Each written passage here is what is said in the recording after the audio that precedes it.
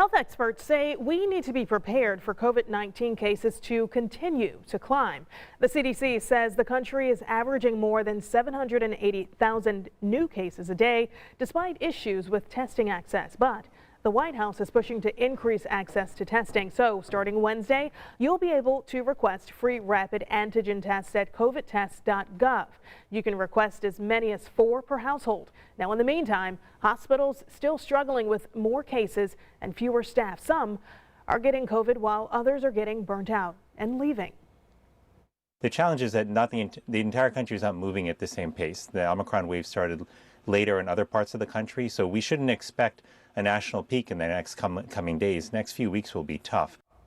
Experts say it's time to double down on what we know works: vaccinations and boosters. Well, China is on a high level of vigilance after its first case of the Omicron variant was reported.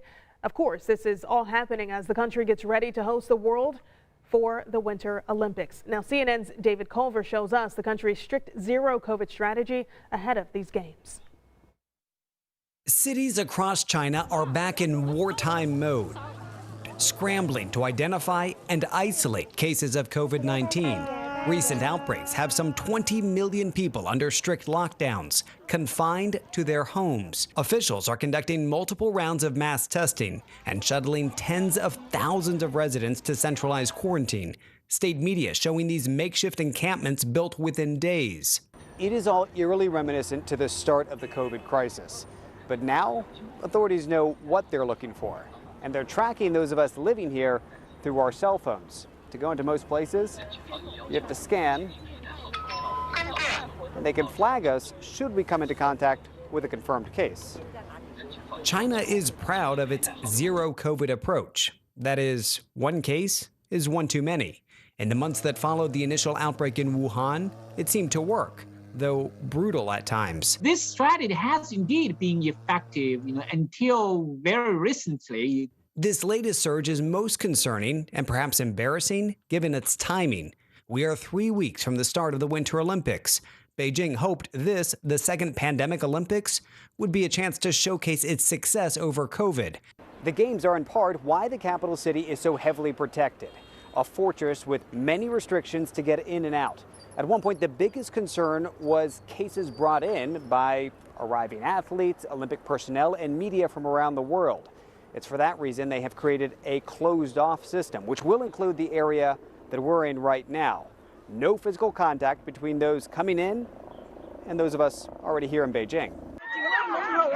But the virus is now spreading outside the Olympic bubble. And images like these are surfacing on Chinese social media. People packing in to get tested in nearby Tianjin. Some quarantined residents complaining about food shortages. 2 hospitals in Xi'an were ordered shut for 3 months by municipal health authorities after hospital employees were accused of putting COVID protocols above basic health care. In one case, refusing to admit a man who later died of a heart attack. In another, a woman, 8 months pregnant, initially turned away because she did not have a valid COVID test. She later suffered a miscarriage. Just ask any ordinary Chinese, right? Asking about the necessity of that zero COVID strategy. I think the public support to that strategy remains. State media showing a far more orderly public response to the strict containment measures. Most here trusting the policies.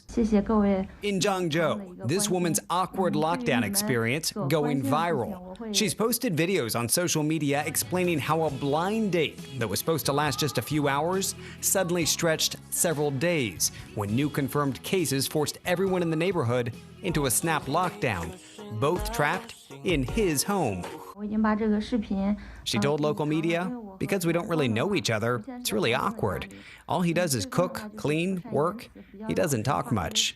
In the 3 weeks until the start of the Winter Games, China might still prove effective in containing the virus, returning to a COVID-free country, at least officially. But for how long? David Culver, CNN, Beijing.